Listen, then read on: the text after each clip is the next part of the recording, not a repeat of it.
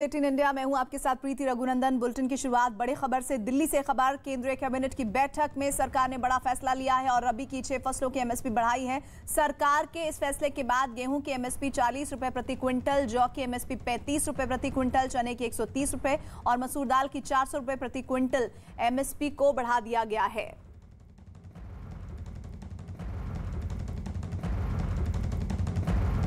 तो रबी की 6 फसलें हैं जिनकी एमएसपी बढ़ाई गई है और ये बड़ी सौगात केंद्र सरकार की तरफ से मिली है। केंद्रीय कैबिनेट की बैठक हुई और उसके बाद ये बड़ा फैसला, बड़ा ऐलान किया गया। श्री दिलबाग नरवाल जो एक रेसलर रह चुके हैं, उनसे प्रोत्साहन पाने के बाद सिर्फ 4 साल पहले बल्लभगढ़ की 10X एकेडमी में शूटिंग की शुरुआत की और टोक्यो में इन्होंने मिक्स्ड 50 मीटर पिस्टल इवेंट में 218.1 के स्कोर के साथ एक पैरालंपिक्स रिकॉर्ड बनाया और भारत के लिए जीता गोल्ड मेडल। मनीष नरवाल। तो ये सीधे आप तस्वीरें देख रहे हैं। पैरालंपिक में जिन जिन खिलाड़ियों ने बेहतरीन प्रदर्शन किया है उनको सम्मान करने के लिए कार्यक्रम। टोक्यो 2020 पैरालंपिक के पदक विजेताओं और खिलाड़ियों का स्वागत समारोह। अनुराग ठाकुर, केंद्रीय मंत्री, खेल मंत्री और किरण रिजिजू यहां पर मौजूद हैं और किस तरह से उन्हें सम्मानित किया जा रहा है। और सबसे बड़ी बात ये कि पैरालंपिक टोक्यो 2020 में इतना बेहतरीन प्रदर्शन बीते कई वर्षों में नहीं देखा गया था और टोक्यो में भारत ने किस तरह से 19 पदक जीते हैं। उसके बाद पैरालंपिक जो हुआ टोक्यो 2020, उसमें तो गजब का प्रदर्शन हमारे खिलाड़ियों को रहा है और इसी वजह से इस बड़े कार्यक्रम को आयोजित किया गया जिसमें टोक्यो 2020 पैरालंपिक्स के पदक विजेताओं और खिलाड़ियों का स्वागत किया गया है। और सरकार की तरफ से आयोजित ये कार्यक्रम पहले से ही तय था और साथ ही सबसे बड़ी बात यह है कि जैसा लगातार हम कह रहे थे कि कई वर्षों बाद ऐसा अवसर आया कि हमारे पैरालंपिक विजेताओं ने इतना बेहतरीन प्रदर्शन किया है और इस प्रदर्शन के साथ ही उन्हें सम्मानित करने के लिए खेल मंत्री अनुराग ठाकुर खुद मंच पर मौजूद हैं। उनके साथ केंद्रीय मंत्री किरण रिजिजू भी मौजूद हैं जो इन प्रतिभावान खिलाड़ियों को सम्मानित कर रहे हैं। एक मेडल जिसने देश की शान को दुनिया में उजागर किया और एक मेडल खेल मंत्री के जरिए मिल रहा है जो उनके सम्मान के लिए है।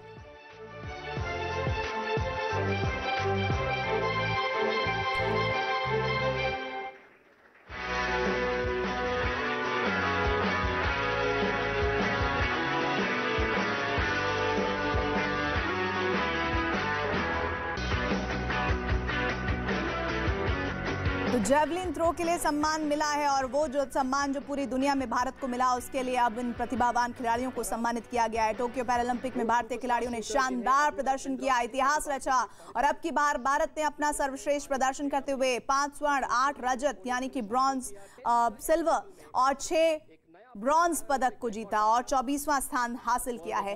और इस जीत के साथ ही, इस इतिहास को रचने के साथ ही अब की बार भारत का ये सर्वश्रेष्ठ प्रदर्शन जिसमें 5 गोल्ड मेडल, 8 सिल्वर और 6 ब्रॉन्ज मेडल शामिल हैं। और इसी के साथ ही जैसा कि हम लगातार दिखा रहे हैं कि इन प्रतिभावान अवनी लेखरा को आप देख रहे हैं सम्मानित करने के लिए अब ये अवसर आया है। उनकी शूटिंग की वजह से भारत ने ये पदक जीता और अब खेल मंत्री उन्हें सम्मानित कर रहे हैं।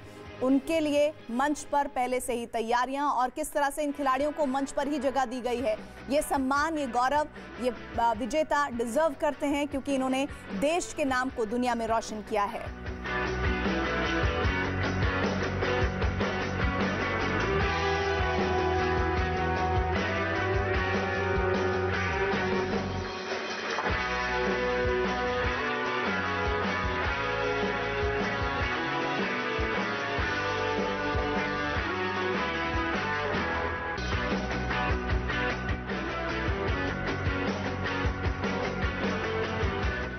अवनी, आपसे एक छोटा सा सवाल।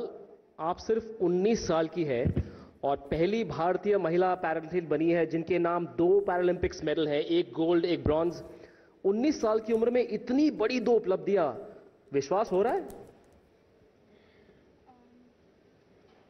सबसे पहले तो I would like to take this opportunity to thank the government of India, SAI, PCI and everybody who's been with me throughout to help me win these medals. Thank you so much. And it was my dream to represent my country in the Paralympics and win medal for it. And I've been training for it since 6 years.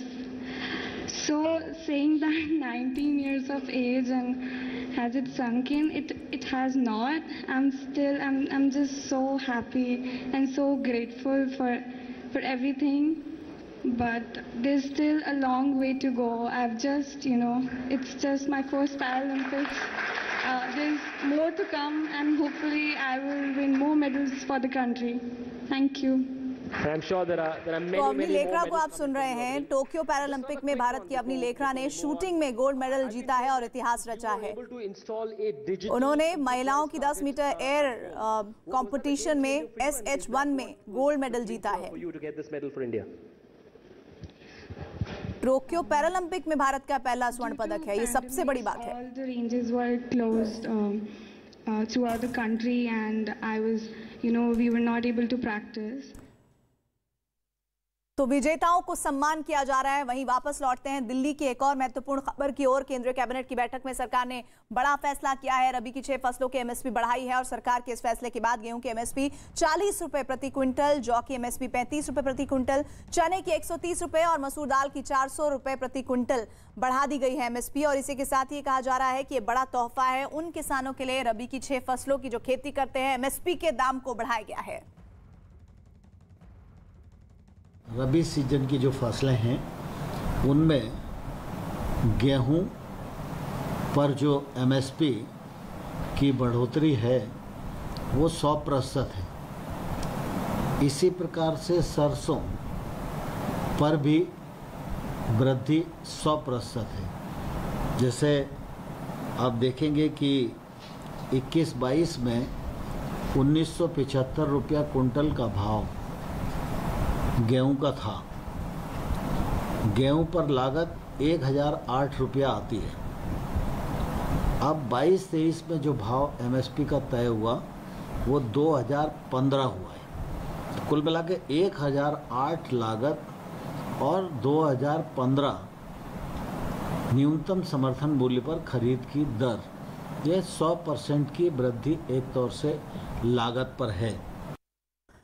Vikrant Yadav हमारे साथ, हमारे सहयोगी इस खबर पर जुड़े हुए हैं। विक्रांत, एक तरफ किसान आंदोलन और दूसरी तरफ रबी फसलों पर MSP में इजाफा, पूरे फैसले को किसानों की नजर से कैसे देखें? देखिए, किसानों के लिए निश्चित तौर पर बड़ा फैसला है और साल 2022-2023 के लिए रबी की फसलों में MSP को बढ़ावा दिया गया है। PM नरेंद्र मोदी की अध्यक्षता में आज केंद्रीय मंत्रिमंडल की बैठक हुई थी और इस फैसले में गेहूं की MSP जो 1975 रुपए प्रति क्विंटल थी वो अब 2015 कर दी गई है, यानी 40 रुपए की बढ़ोतरी।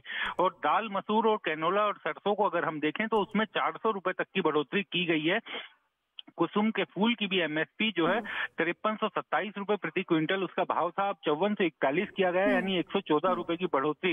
सरकार का कहना है कि किसानों को उनके उत्पादों का लाभकारी मूल्य दिलाने की दिशा में एक कदम उठाया गया है और इसमें MSP जो तय की गई है वो उसमें किसानों की पूरी लागत, यानी उनका जो श्रम होता है वो भी, और जो भी उसमें उर्वरक और जो किसान के मशीनों और आदि चीजों पर जो खर्चा होता है उनके फसलों को बोने में, उन तमाम चीजों को पूरी तरीके से उसकी लागत को ध्यान में रखते हुए ये MSP तय की गई है। और इसका एक ही उद्देश्य है कि किसानों को उनकी फसलों का लाभकारी मूल्य मिले और जो नई MSP तय की गई है उससे किसानों को निश्चित तौर पर फायदा होगा। जाहिर बात है कि किसानों कृषि कानून को लेकर के किसान आंदोलन चल रहा है, लेकिन इस बीच में सरकार ने किसानों के फायदे के लिए कई कदम उठाए हैं और आज जो रबी फसलों को MSP को बढ़ावा दिया गया है उसे भी उसी नजर से देखा जा रहा है। जी, आप बता रहे हैं कि सीधे तौर पर इसे किसान आंदोलन से भी काफी हद तक किसान जोड़कर देखेंगे, लेकिन किसानों की नजर से अगर हम इस फैसले को देखें तो वो कितना उत्साहित होंगे, उनके लिए बढ़ी हुई MSP कितनी कारगर होगी? देखिए, MSP बढ़ाने का क्योंकि सरकार का जो फैसला है उसका सीधा फायदा किसानों को जरूर मिलेगा, लेकिन जो आंदोलन कर रहे हैं किसान उनके रुख में किसी तरह का बदलाव आएगा इसको देखते हुए ये अभी कहना मुश्किल है, क्योंकि उन किसानों का ये कहना है कि उनका जो विरोध है वो कृषि कानूनों को लेकर है और सरकार ने जो MSP को बढ़ोतरी की है वो एक पारंपरिक बढ़ोतरी है। हालांकि सरकार का ये दावा है कि MSP में इस बार काफी ज्यादा बढ़ोतरी की गई है, लेकिन आंदोलन कर रहे किसान, क्योंकि हमने देखा कि अब वो काफी हद तक राजनीतिक भी हो चुका है, तो इन फैसले को लेकर के क्या किसान अपने आंदोलन को वापस लेंगे ये कह पाना अभी थोड़ा मुश्किल होगा। जी, लेकिन मौजूदा वक्त में हम देख रहे हैं कि किसानों को लेकर समय समय पर मोदी सरकार ने अहम फैसले लिए हैं, लेकिन उस आंदोलन पर इन फैसलों का कोई बहुत असर पड़ा है क्या? देखिए, सरकार का सीधा ये कहना है कि जिन चीजों को लेकर के किसान आंदोलन कर रहे हैं उसको लेकर के सरकार पहले से ही तमाम चीजों को साफ कर चुकी है। फिर चाहे वो एमएसपी की बात हो, क्योंकि किसानों की तरफ से ये कहा जा रहा है कि एमएसपी पर गारंटी दी जाए। सरकार का ये कहना है कि एमएसपी तो हमेशा रहेगी, क्योंकि उसको लगातार सरकार घोषित कर रही है और ये जो नए कानून आए थे उसके बाद भी सरकार ने लगातार एमएसपी को मंजूरी दी है, तो एमएसपी कहीं जाने वाली नहीं है। दूसरी बड़ी बात, ये मंडियों को लेकर के किसानों का एक सरकार का कहना है कि बड़ा भ्रम फैलाया गया है कि जो कृषि मंडियां हैं वो खत्म हो जाएंगी, उनको समाप्त कर दिया जाएगा, जबकि ऐसा नहीं है, उनको बढ़ाने की दिशा में कई कदम उठाए गए हैं। तो सरकार का ये कहना है कि ये केवल अब एक राजनीतिक आंदोलन रह गया है और राजनीतिक कारणों की वजह से इस आंदोलन को इतनी हवा दी जा रही है, वरना किसानों के फायदे के लिए, किसानों के समर्थन के लिए सरकार ने कई ऐसे कदम इस कानूनों के बाद भी उठाए। विक्रांत, शुक्रिया आपका। अफगानिस्तान में आधिकारिक तौर पर तालिबान की वापसी की अब बात करेंगे। सत्ता में लौटे तालिबानी आतंकियों के बीच मंत्रालयों का बंटवारा भी हो गया है, लेकिन इन सब के बीच अफगानिस्तान के लोग तालिबान और पाकिस्तान के खिलाफ सड़क पर उतर आए हैं। वहां की जनता ने तालिबान के खिलाफ बगावत का बिगुल बजा दिया है।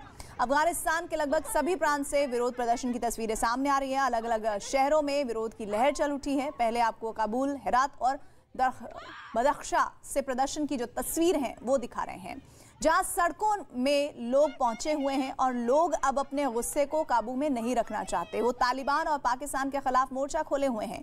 इस विरोध की अगुवाई वो महिलाएं कर रही हैं जिन्हें पर्दे में रहने का हुक्म सुना दिया गया है। ये लोग अफगानिस्तान में पाकिस्तान के दखल से नाराज हैं और इसी बीच तालिबान सरकार ने प्रदर्शन को कवर कर रहे 3 पत्रकारों को गिरफ्तार किया।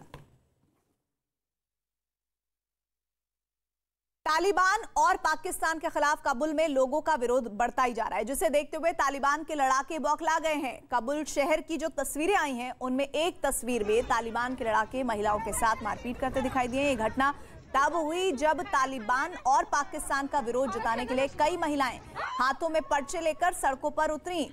तभी वहां मौजूद तालिबानी लड़ाकों ने उन पर हमला बोला, जिससे वहां भगदड़ मच गई। लेकिन इसके बाद भी महिलाएं आजादी के नारे लगाती रही।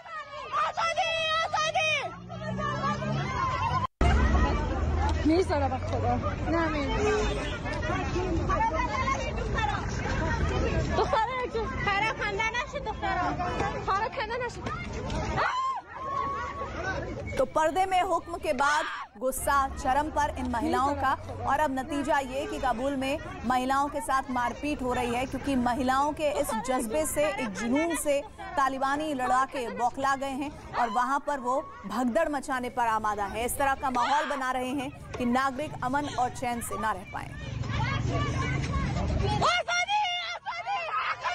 इसी तरह का दूसरा वीडियो भी काबुल से शहर आया है सामने, जहां तालिबान का लड़ाका सड़क से गुजर रही एक महिला पर ताबड़तोड़ डंडे बरसा रहा है। ये वीडियो तालिबान की असलियत को बयां कर रहा है, जिसने अफगानिस्तान पर कब्जे के बाद महिलाओं को आजादी देने और उनका सम्मान करने की बात कही थी।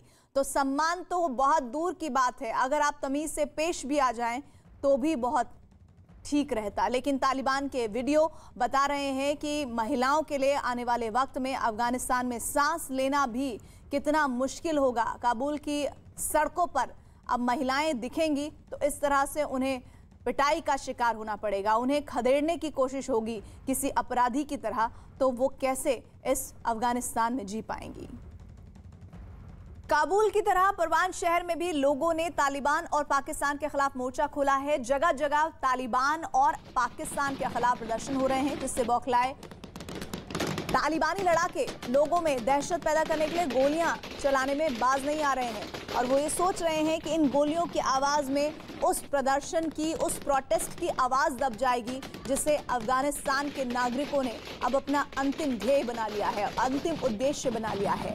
और ऐसे में गोलियों की तड़तड़ाहट बता रही है कि किस तरह से अफगान के लोगों के लिए आने वाले वक्त में ये आवाज बहुत खास नहीं, आम होने वाली है, क्योंकि अब यहाँ पर जहाँ जहाँ बगावत होगी वहाँ वहाँ तालिबान के लड़ाकों के गोलियों की तड़तड़ाहट की आवाज सुनाई पड़ेगी।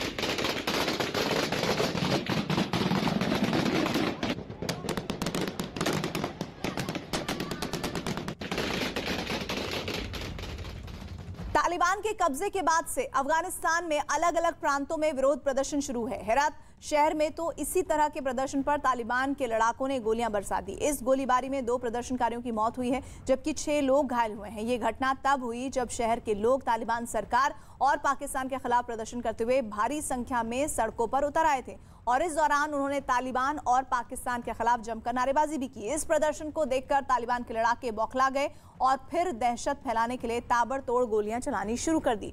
अचानक भीड़ पर गोली चलने से वहां भगदड़ मच गई और फिर 2 लोगों की मौत हो गई। इसी तरह परवान शहर में भी तालिबान के लड़ाकों ने एक प्रदर्शनकारी की गोली मारकर हत्या कर दी। तो तालिबान के कब्जे के बाद से ही अफगानिस्तान के अलग अलग प्रांतों में विरोध हो रहा है, जिसकी रोजाना तस्वीरें आ रही हैं। हेरात शहर की यह तस्वीर है जहां प्रदर्शन पर तालिबान के लड़ाकों ने गोलियां बरसा दी है। प्रदर्शन जो कर रहे थे उन्हें ये मुनासिब नहीं लग रहा था कि वो उनके खिलाफ कैसे आवाज को बुलंद कर सकते हैं। इस गोलीबारी में 2 प्रदर्शनकारियों की मौत हुई है, 6 लोग घायल हुए हैं। ये घटना तब हुई है जब शहर के लोग तालिबान सरकार और पाकिस्तान के खिलाफ प्रदर्शन करते हुए आगे बढ़ रहे थे सड़कों पर। इस दौरान उन्होंने तालिबान और पाकिस्तान के खिलाफ जमकर नारेबाजी की। इस प्रदर्शन को देखकर तालिबान के लड़ाके बौखला गए और फिर दहशत फैलाने के लिए उन्होंने गोलीबारी की।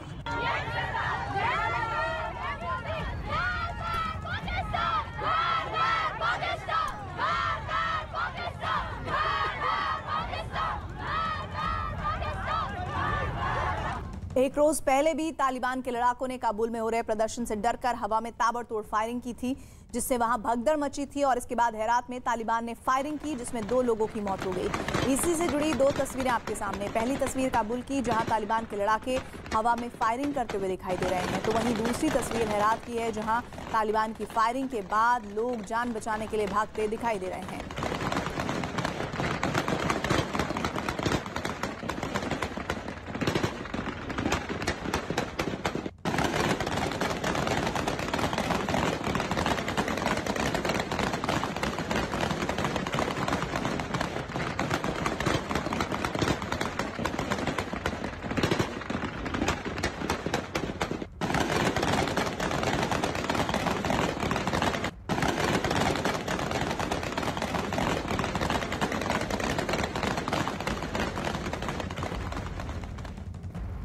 तालिबान ने अपनी सरकार का ऐलान कर दिया है, लेकिन अफगानिस्तान में लोग उसकी सरकार को मानने को तैयार ही नहीं है। तालिबान के खिलाफ अफगानिस्तान के लोग बेहद गुस्से में हैं और ये गुस्सा अब सड़कों पर सैलाब की शक्ल में नजर आ रहा है।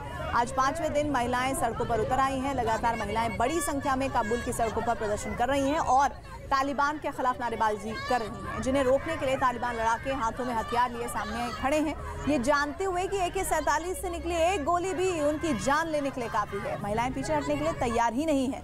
पिछले 5 दिनों से अफगानिस्तान की महिलाओं की आवाज पूरी दुनिया सुन रही है।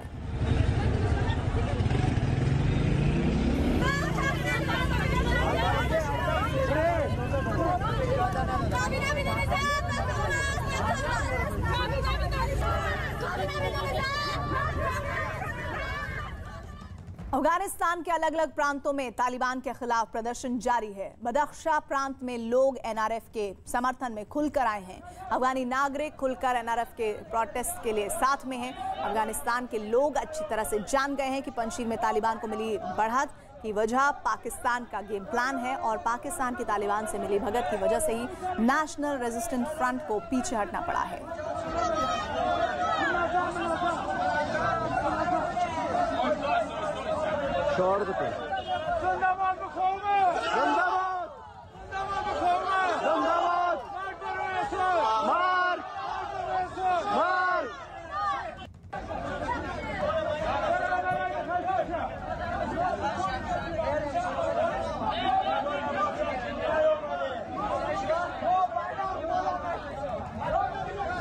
तो लोगों का गुस्सा इस बात के लिए कि किस तरह से अफगानिस्तान के अलग अलग प्रांतों में तालिबान के लिए प्रदर्शन, इसलिए कि बदख्शा प्रांत की तस्वीर NRF के समर्थन में लोग जो आए हैं उनकी है। अफगानी नागरिक खुलकर NRF के लिए प्रोटेस्ट कर रहे हैं। अफगानिस्तान के लोग अच्छी तरह से अब जान गए हैं कि पंजशीर में तालिबान को जो बढ़त मिली है उसकी बड़ी वजह पाकिस्तान का वो गेम प्लान है और पाकिस्तान की तालिबान से मिली भगत है, जिस वजह से NRF को पीछे हटना पड़ा है।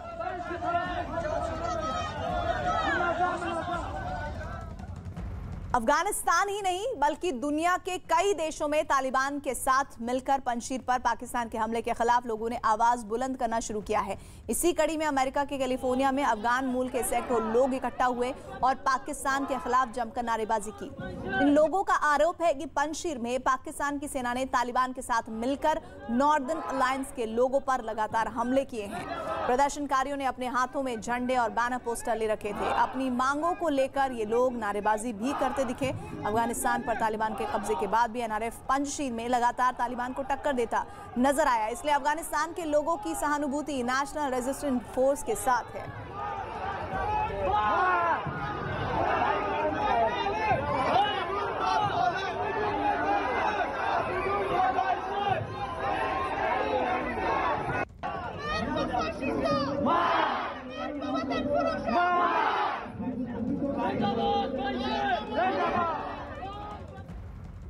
पाकिस्तान की हरकतों के बाद अफगान नागरिकों में गुस्सा कूट कूट कर भर गया है। दिल्ली में अफगान शरणार्थियों ने पाकिस्तान उच्चायोग के बाहर प्रदर्शन किया है। इन लोगों ने पाकिस्तान के विरोध में पोस्टर के साथ प्रदर्शन किया। अफगानिस्तान की जनता पाकिस्तान का गेम प्लान समझ चुकी है, जान चुकी है कि उनके देश पर तालिबान के कब्जे में पाकिस्तान का कितना बड़ा हाथ है, और खासकर पंजशीर की लड़ाई में।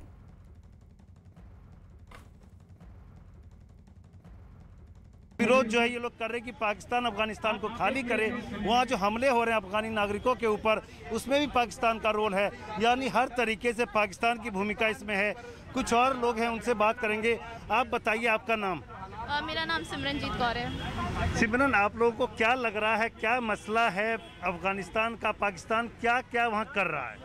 मसला कुछ नहीं है, मसला यही है कि पाकिस्तान जो अपना इंटरवेंशन कर रहा है, अपना जो ये टेररिस्ट एक्टिविटीज़ को सपोर्ट कर रहा है, टेररिस्ट एक्सपोर्ट कर रहा है, इंडिया की तरफ, अफगानिस्तान की तरफ, नेबरिंग कंट्रीज में टर्बुलेंस ला रहा है, डिस्टर्बेंस ला रहा है। ये स्टॉप करना चाहिए उसे। It should revert its action, it should try to not pose terrorist threats to the human rights, to civilian rights, to its neighbouring countries. सीधी सीधी बात यही है। चलिए देखिए, तो जो पड़ोसी मुल्क हैं वहाँ पर आतंक को जगह। अब देखिए, आप बताएं कि आप अपने फॉर्मर प्रेसिडेंट की तस्वीर लेकर खड़ी हैं, क्या कहना चाह रहे हैं आप लोग? ये तस्वीर का मतलब यही है कि देख लो 20 साल पहले तालिबान इसको साथ क्या किया था प्राइम मिनिस्टर के साथ। जो भी मतलब तालिबान जैसे 20 ईयर्स अगो ऐसे थी, अभी भी सेम वही है। उसको मतलब उसको प्लान, उसको कुछ भी चेंज नहीं हुआ है।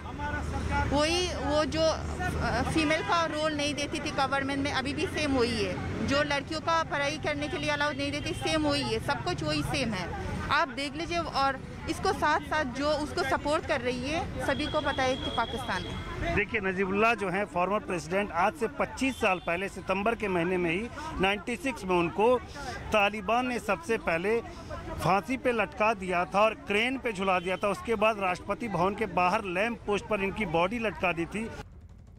और इस बीच एक और बड़ी खबर आ रही है। तालिबान सरकार से जुड़ी हुई मीडिया रिपोर्ट के हवाले से खबर है कि तालिबान राज में महिलाओं को खेलने की इजाजत नहीं होगी। तालिबान के कल्चरल कमीशन के अब्दुल्ला वासिक ने एक इंटरव्यू के दौरान कहा है कि क्रिकेट खेलते वक्त महिलाओं के शरीर का हिस्सा दिखता है, इसलिए ऐसे में उन्हें क्रिकेट खेलने की इजाजत नहीं दी जा सकती। तालिबान सरकार दावा कर रही है कि वो महिलाओं को अधिकार देंगे, लेकिन अब उनके इस फैसले से उनकी कथनी और करनी का फर्क साफ नजर आ रहा है। इससे पहले तालिबान ने यूनिवर्सिटी में लड़कियों के लिए पर्दे में पढ़ाई शुरू कर दी है और अब महिलाओं को खेल से दूर कर उन्हें घर में कैद करने की कोशिश की जा रही है।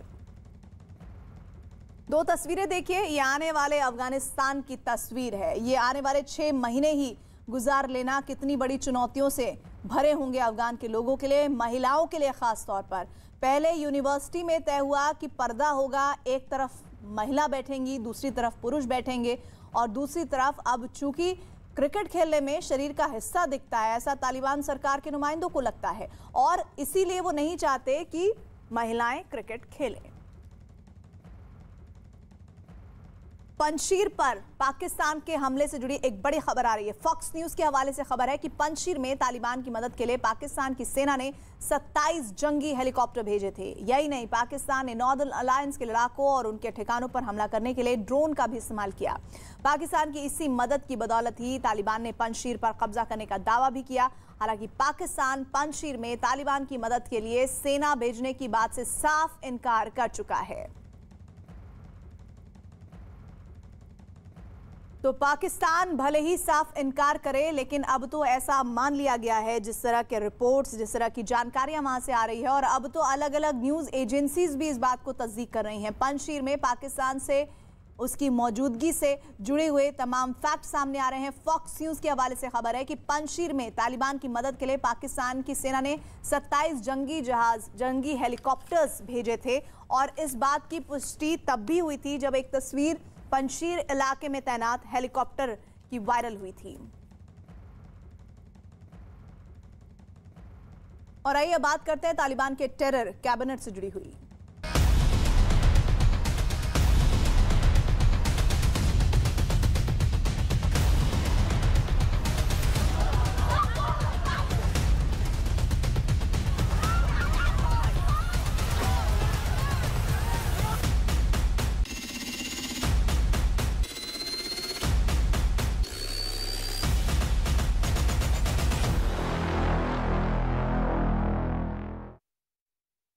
अफगानिस्तान में तालिबान सरकार का गठन हो गया है।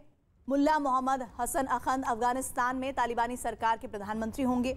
अंतरिम सरकार में हक्कानी गुट के सिराजुद्दीन हक्कानी को गृह मंत्री बनाया गया है, तो वहीं मुल्ला याकूब को रक्षा मंत्री की जिम्मेदारी दी गई है। तालिबान ने सरकार में उन तालिबानी नेताओं को तवज्जो दी है जो 20 साल से अफगानिस्तान की सरकार के खिलाफ मोर्चा खोले हुए हैं, जिसे अमेरिका का समर्थन हासिल था। तालिबान सरकार में मुल्ला गनी बरादर और मुल्ला अब्दुस सलाम को उप प्रधानमंत्री बनाया गया है। तालिबान ने कार्यवाहक सरकार बनाई है जो अगले 6 महीने के लिए होगी।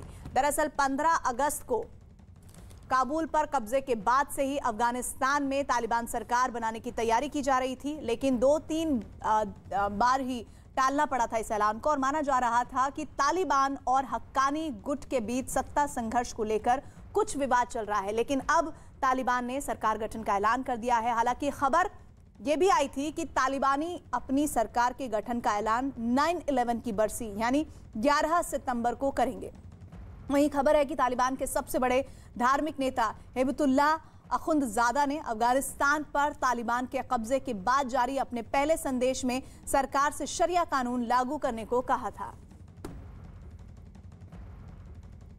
तालिबान की इस अंतरिम सरकार में तालिबान 5 नाम से पहचाने जाने वाले 5 तालिबानी नेताओं में 4 को जगह दी गई है। मुल्ला खैरुल्लाह खैर खां को सूचना और संस्कृति मंत्री बनाया गया है। मुल्ला नूरुल्लाह नूरी को सीमा और जनजाति मंत्री की जिम्मेदारी सौंपी गई है। इसी की तरह अब्दुल हक वासिक को खुफिया विभाग का प्रमुख और मोहम्मद फाजिल मजलूम को उप रक्षा मंत्री की जिम्मेदारी दी गई है। इन चारों को अमेरिका ने हिरासत में ले रखा था, लेकिन साल 2014 में ओबामा सरकार ने अमेरिकी सैनिकों की रिहाई के बदले इन्हें रिहा कर दिया था। अफगानिस्तान में सरकार का चेहरा जिन लोगों को बनाया गया है उनमें ज्यादातर वही लोग हैं जिनकी पहचान आतंकवाद से जुड़ी रही है। इनमें से कई तो इनामी आतंकी हैं। तालिबान के प्रधानमंत्री मुल्ला मोहम्मद हसन अखंद आज भी संयुक्त राष्ट्र सुरक्षा परिषद की प्रतिबंधित सूची में है और उन पर 2001 से लेकर आज तक प्रतिबंध जारी है। वहीं उनके 2 डेप्यूटी मुल्ला बरादर और अब्दुल सलाम का भी नाम आतंकियों की सूची में है। विदेश मंत्री मुल्ला अमीर खान मुत्तकी का नाम आतंकियों की सूची में डाला गया है, जबकि तालिबान के कार्यवाहक सरकार में आतंकी संगठन हक्कानी नेटवर्क के सिराजुद्दीन हक्कानी को गृह मंत्री बनाया गया है। सिराजुद्दीन हक्कानी संयुक्त राष्ट्र के आतंकियों की लिस्ट में है और उन पर अमेरिका ने करीब 27 करोड़ का इनाम रखा हुआ है।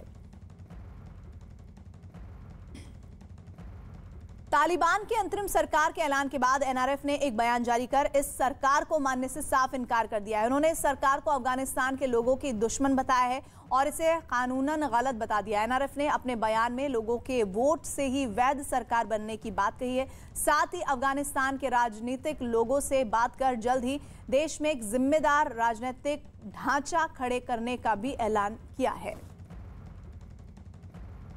और एनआरएफ को सपोर्ट करने के लिए अफगानिस्तान और साथ ही अफगानिस्तान के लोग जहां जहां दुनिया के हिस्सों में मौजूद हैं वो विरोध कर रहे हैं। इस सरकार का विरोध इससे पहले भी हो रहा था, अब भी हो रहा है और आने वाले दिनों में भी होगा। और सबसे बड़ी बात यह कि इस विरोध में सबसे आगे जो आकर चेहरे आ रहे हैं उनमें महिलाओं की संख्या बेहद ज्यादा है। बड़ी खबर आ रही है अफगानिस्तान से। तालिबान की सरकार ने 4 पन्नों का घोषणा पत्र जारी किया है और इस घोषणा पत्र में इस्लामिक और शरिया कानून के तहत सरकार चलाने का ऐलान किया गया है। घोषणा पत्र में सभी नागरिकों को समान अधिकार देने की बात कही गई है। घोषणा पत्र में सभी पड़ोसी और बाकी देशों में सम्मानजनक संबंध कायम करने का जिक्र भी है। तालिबान सरकार ने सभी विदेशी राजनयिकों, दूतावासों और निवेशकों को सुरक्षा का भरोसा दिया है और वो इसलिए क्योंकि अब तालिबान सरकार जो कि 6 महीने तक अपने काम को आगे बढ़ाएगी, अफगानिस्तान के लोगों के नीति निर्धारण में आगे बढ़ेगी। उनको चाहिए वो समर्थन जो दुनिया भर के मुल्कों से मिले और ऐसे में उन तमाम जगहों पर खास तवज्जो दी जा रही है जिन वजहों से बाकी देशों से तालिबान सरकार के संबंध अच्छे हो सके। लेकिन सबसे बड़ी चुनौती अफगानिस्तान के लोग ही हैं इस वक्त, जो इस वक्त बड़ी चुनौती बनकर खड़े हुए हैं। अफगानिस्तान में तालिबान की सरकार पर जम्मू कश्मीर की पूर्व सीएम और पीडीपी प्रमुख महबूबा मुफ्ती का बयान भी सामने आया है। आइए आपको सुनवाते हैं उन्होंने क्या कहा है।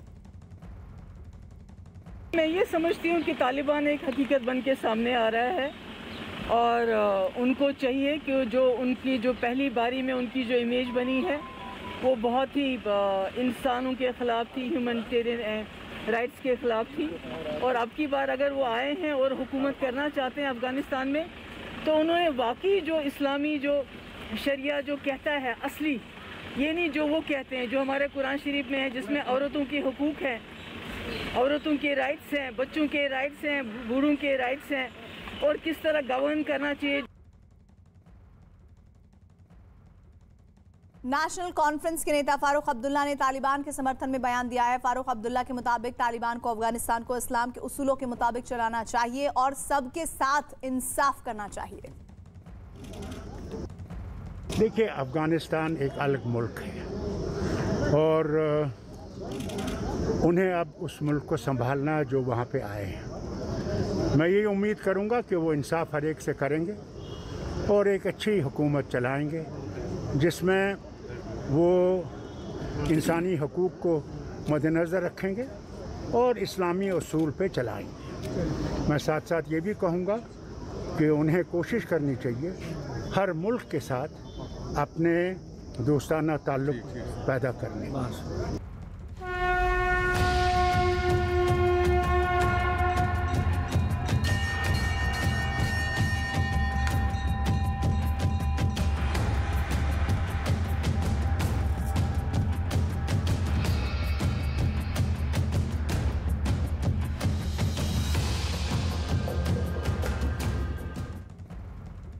प्रधानमंत्री नरेंद्र मोदी सितंबर में 2 बार यूपी के दौरे पर जा सकते हैं। न्यूज़ 18 के अजीत सिंह की खबर है कि 14 सितंबर को प्रधानमंत्री अलीगढ़ का दौरा करेंगे। अलीगढ़ में प्रधानमंत्री राजा महेंद्र प्रताप सिंह विश्वविद्यालय और डिफेंस कॉरिडोर का शिलान्यास करेंगे। वहीं 26 सितंबर को प्रधानमंत्री का लखनऊ जाने का कार्यक्रम है। 4 नवंबर को दीपावली के मौके पर प्रधानमंत्री अयोध्या में होंगे, जहां वो दीपोत्सव का उद्घाटन करेंगे और रामलला के दर्शन भी करेंगे।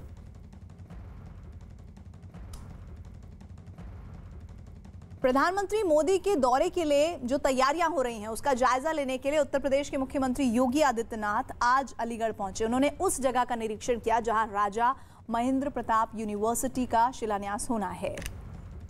तो 14 तारीख को आएंगे प्रधानमंत्री और उस कार्यक्रम में तैयारियों को देखने के लिए, जांचने के लिए उससे पहले सितंबर में भी 2 बार प्रधानमंत्री को आना है और इस कार्यक्रम में तैयारियां किस तरह की जा रही हैं उसका जायजा लेने के लिए खुद योगी आदित्यनाथ सूबे के मुख्यमंत्री पहुंचे हैं। प्रधानमंत्री के दौरे से पहले तैयारियों का जायजा लेने के लिए अलीगढ़ आए हैं योगी आदित्यनाथ। उन्होंने उस जगह का निरीक्षण किया जहां राजा महेंद्र प्रताप यूनिवर्सिटी का शिलान्यास होना है। कि आगामी 14 सितंबर को देश के यशस्वी प्रधानमंत्री, दुनिया के सबसे लोकप्रिय नेता माननीय श्री नरेंद्र मोदी जी अलीगढ़ पधारेंगे। राजा महेंद्र प्रताप सिंह राज्य विश्वविद्यालय के शिलान्यास का कार्यक्रम आदरणीय प्रधानमंत्री जी के कर कमलों से संपन्न होने जा रहा है। यूपी में जल्द होने वाले विधानसभा चुनाव से जुड़ी इस वक्त की बड़ी खबर न्यूज 18 के अजीत सिंह की खबर है कि प्रधानमंत्री मोदी दीपोत्सव का उद्घाटन करने अयोध्या जाएंगे। प्रधानमंत्री अयोध्या में दीपोत्सव का उद्घाटन करेंगे और रामलला के दर्शन भी करेंगे। यही नहीं, पीएम का अयोध्या में लोगों के साथ संवाद का कार्यक्रम भी है। अयोध्या से पहले प्रधानमंत्री मोदी अगले हफ्ते अलीगढ़ का दौरा भी करेंगे और कुछ दिन पहले योगी आदित्यनाथ भी राम मंदिर के शिलान्यास का 1 साल पूरा होने पर अयोध्या पहुंचे थे। खबर है कि इस बार दीपोत्सव पर 7.5 लाख से ज्यादा दिए जलाकर पिछले साल बना रिकॉर्ड तोड़ने की तैयारी की जा रही है। प्रधानमंत्री मोदी के अयोध्या दौरे पर यूपी सरकार के मंत्रियों का क्या कहना है, आइए सुनिए। प्रधानमंत्री आ रहे हैं, बेहद खास है इस बार। बिल्कुल भी बहुत हमारे लिए और सबके लिए, पूरे देश के लिए बहुत खास है कि अयोध्या में दीपोत्सव में देश के यशस्वी प्रधानमंत्री, जिनका संकल्प था, जिनकी पार्टी का संकल्प था कि यहाँ पर भव्य राम मंदिर का निर्माण हो और हम सर्वोच्च न्यायालय के आदेशानुसार अभी माननीय प्रधानमंत्री ने उसका शिलान्यास भी किया था, माननीय मुख्यमंत्री जी भी थे वहाँ पर मौजूद। और मुख्यमंत्री जी लगातार आपने देखा होगा कि वहाँ पर अयोध्या को लेकर उन्होंने इतना काम किया है कि वाकई में हम सबका गर्व से सीना चौड़ा होता है और अब तो 56 इंच का सीना भी वहां आ रहा है। विजन डॉक्यूमेंट, अयोध्या के विजन डॉक्यूमेंट को भी काम लेकर हो रहा है। प्रधानमंत्री ने खुद समीक्षा की थी, मुख्यमंत्री लगातार हर महीने जा रहे हैं, 15 से 20 हजार करोड़ का काम हो रहा है। उसके बावजूद विपक्ष सवाल खड़े करता है। देखिए, विपक्ष के पास तो तुष्टीकरण और अनर्गल आरोप के सिवा कुछ है नहीं और मुझे लगता है ये वही विपक्ष है जो चाहता ही नहीं था कि वहां पे प्रभु श्री राम का भव्य राम मंदिर का निर्माण हो या कभी राम मंदिर बने, क्योंकि इसमें चाहे कांग्रेस हो, समाजवादी पार्टी हो, आम आदमी पार्टी हो या बहुजन हो या ये ओवैसी साहब आए, ये भी सब के सब यही इसी पे लगे हुए थे। आज भी इसी बात की सबको कहीं ना कहीं कहना चाहिए तकलीफ है कि कैसे भव्य राम मंदिर का निर्माण हो रहा है। प्रधानमंत्री जी दीपोत्सव पर अयोध्या इस बार आएंगे और अयोध्या में भव्य कार्यक्रम होने वाला है, तो किस तरह तैयारी है? भैया जबरदस्त तैयारी है। देखिए, माननीय मुख्यमंत्री योगी आदित्यनाथ जी के नेतृत्व में जिस दिन से इस प्रदेश की बागडोर आई है, प्रदेश नित्य नए आयाम छू रहा है। विकास की दृष्टि से देखें, अगर हम जेवर एयरपोर्ट की बात करें, कल मैं माननीय मंत्री जी से मिला था, तो जेवर एयरपोर्ट जो चुनावी झुंझुना होता था सपा और बसपा के समय, बोतल में जिन की तरह निकलता था, देश में पहला राज्य होगा जहां 5 इंटरनेशनल एयरपोर्ट होंगे। अयोध्या भगवान श्री राम एयरपोर्ट, जेवर एयरपोर्ट और सभी राजनीतिक दल, आपने देखा कि राजा भैया अयोध्या गए, सतीश चंद्र मिश्रा ने प्रबुद्ध सम्मेलन वहीं से शुरू किया। अब ओवैसी को भी अयोध्या की याद आ रही है, सपा को भी याद आ रही है अयोध्या, मथुरा और चित्रकूट। तो आपको लगता नहीं कि अयोध्या 2022 में केंद्र बिंदु में रहने वाला है? देखिए, मैं यही कहना चाहता हूँ कि हमारी पार्टी सबका साथ, सबका विकास और सबका विश्वास सिर्फ नहीं है नारा, यह है उद्देश्य हमारा, इसके तहत काम करती है। बाकी सब वो देखिए, सपा के चाहे वो ब्राह्मण सम्मेलन की बात करें, चाहे बसपा के सतीश चंद्र मिश्रा जी जा करके वहाँ पर ब्राह्मण सम्मेलन की, ये लोग बांटने का काम करते हैं। हम लोग सबको जोड़ करके सबके साथ काम करते हैं। प्रधानमंत्री के अयोध्या दौरे पर हनुमानगढ़ी के महंत राजू दास का क्या कहना है, ये सुनिए। देश के यशस्वी प्रधानमंत्री को साधुवाद दूंगा, क्योंकि लगातार देखिए, जब से योगी जी की सरकार के द्वारा दीप महोत्सव का कार्यक्रम मनाया जा रहा है, पूरे देश और दुनिया इस चीज को देख रही है, क्योंकि अभी तक अयोध्या के ऊपर कोई ध्यान नहीं देता था, जरा सा भी नहीं। अयोध्या के ऊपर ध्यान देने का मतलब लोग को लगता था कि एक वर्ग नाराज हो जाएगा, ऐसा कुछ नहीं। यह सनातन संस्कृति का देश है, साधु संतों का देश है, ऋषि मुनियों का देश है और भगवान श्री राम की जन्म धरती अयोध्या, जहां से सनातन धर्म संस्कृति का उदय हुआ। अगले साल होने वाले विधानसभा चुनाव से पहले यूपी की सियासत का केंद्र अयोध्या में नजर आ रहा है। दिवाली पर प्रधानमंत्री मोदी अयोध्या का दौरा करेंगे और दीपोत्सव का उद्घाटन करेंगे। कुछ समय पहले बीएसपी ने भी अयोध्या से ही प्रबुद्ध सम्मेलन की शुरुआत की थी, तो एमआईएम प्रमुख असदुद्दीन ओवैसी ने भी अयोध्या से ही यूपी में अपने चुनावी अभियान की शुरुआत की। प्रधानमंत्री के अयोध्या दौरे पर कांग्रेस नेता तारिक अनवर का क्या कहना, आइए सुनिए। प्रधानमंत्री अयोध्या जाने वाले हैं, दीपावली के महोत्सव में वहां हिस्सा लेने वाले हैं। देखिए, भारतीय जनता पार्टी के पास उत्तर प्रदेश की जनता को समझाने के लिए, बताने के लिए कोई मुद्दा नहीं है। अब ले दे के फिर वो अयोध्या, राम मंदिर और वही सारी चीज़ें जो हमेशा वो करते रहे हैं, फिर दोबारा करेंगे।